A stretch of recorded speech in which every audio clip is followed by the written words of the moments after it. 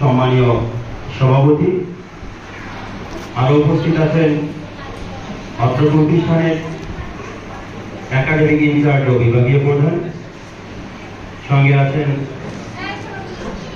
অন্যান্য বিভাগের বিভাগীয় প্রধান ও শিক্ষক কর্মকর্তা কর্মচারীবৃন্দ এবং আমার সঙ্গে উপস্থিত আমার প্রিয় অভিভাবকবৃন্দ, সকলকে অভিভাবক দিবসের শুভেচ্ছা জানিয়ে আমি আমার আজকের আলোচ্য বিষয় নিয়ে একটু আলোচনা করতে চাই।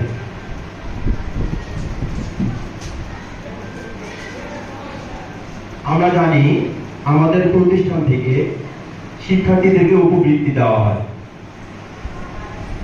শিক্ষার্থীদের মধ্য থেকে যত ছাত্রী আছেন, ছাত্রীরা শতভাগে উপবৃত্তি পেয়ে থাকে এবং পায় এবং পাবে। পাওয়ার জন্য কিছু ক্রাইটেরিয়া মেনটেন করে চলতে হয়। সেই ক্রাইটেরিয়াগুলো কি সেটা আমি আলোচনা করব।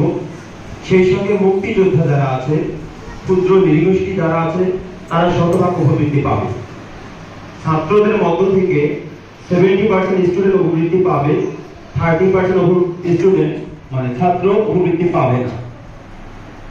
তবে যে 70% স্টুডেন্ট ধরুন জানুয়ারি থেকে জুন উপবৃত্তি পেয়েছে, সেই স্টুডেন্টগুলো যদি পরবর্তীতে ওই ক্রাইটেরিয়া মেনটেন না করে, পড়াশোনা ভালো না করে, তাহলে সে জুলাই টু ডিসেম্বর সেখানে উপবৃত্তি নাও পেতে পারে।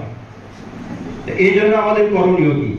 আমরা মেধার ভিত্তিতে এদেরকে মূল্যায়ন করে থাকি, কিন্তু যাদেরকে মূল্যায়িত করা হয়, যে 70% মধ্যে অনেকে উপবৃত্তি পান না।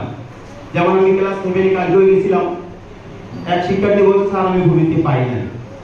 আমরা তাদের জন্য চেষ্টা করি, কিন্তু পাই না কেন সেটা নিয়ে আমি একটু আলোচনা করতে চাই।